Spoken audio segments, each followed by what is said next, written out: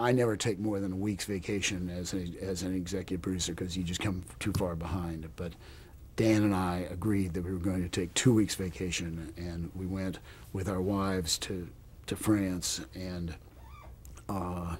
to a small town in southeastern France. And Dan's a big trout fisherman, and this is near the Alps, and with people who could take us fishing. And on the first day of that vacation, as this guy's picking us up to go trout fishing, he said, did you hear about Kuwait? And we said, Kuwait? He said, Kuwait's been invaded. We raced in and got on the telephone, and Saddam had invaded Kuwait. So we said to our wives, stay here, we're going to go off, we got to cover this story, and we'll be back on the weekend. But we got to be there. And immediately we were halfway there, and were able to get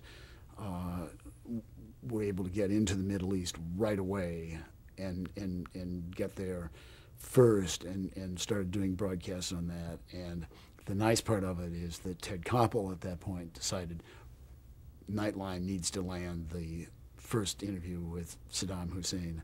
And so we were jockeying, going from various places, and sometimes we'd be ahead of them, they'd be ahead of us.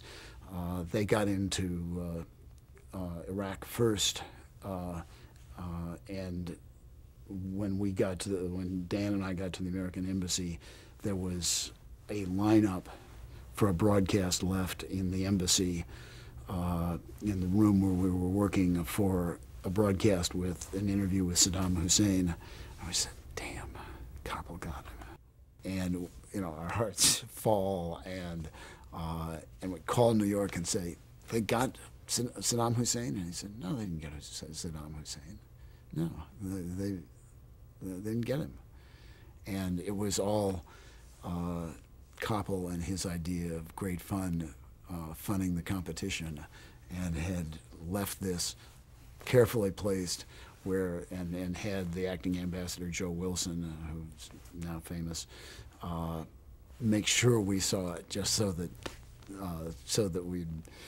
our hearts would drop. But there was a big price for that, because then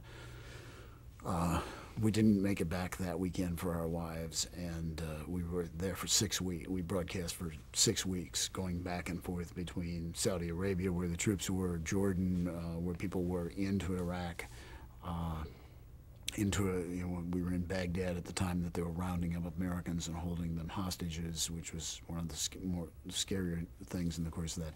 But in the course of that, Koppel had to get back to his broadcast, and left the ground to us. And just by virtue of pure staying long enough, in the middle of the night there came a call that we need you to come, and they pulled Dan out in the middle of the night by himself, and we had camera crews and all that, and there was no way that they were going to let us use our camera crews. And he thought he was going to meet with the foreign minister, and took him to this place where Dan did it completely on his own, much to my disappointment, but to my thrill to get it, and then to get it out of there and satellite it and on the air, and to have the first interview with Saddam. But that was an extraordinary period and moment, and rather is this amazing person who, we worked so long and so hard, and you'd feed, because of the time difference, in the middle of the night, and then have to travel at night to get to the next spot that you were going to be, so that we were so exhausted that finally, about at the end of the 4th week, we finally had a weekend off.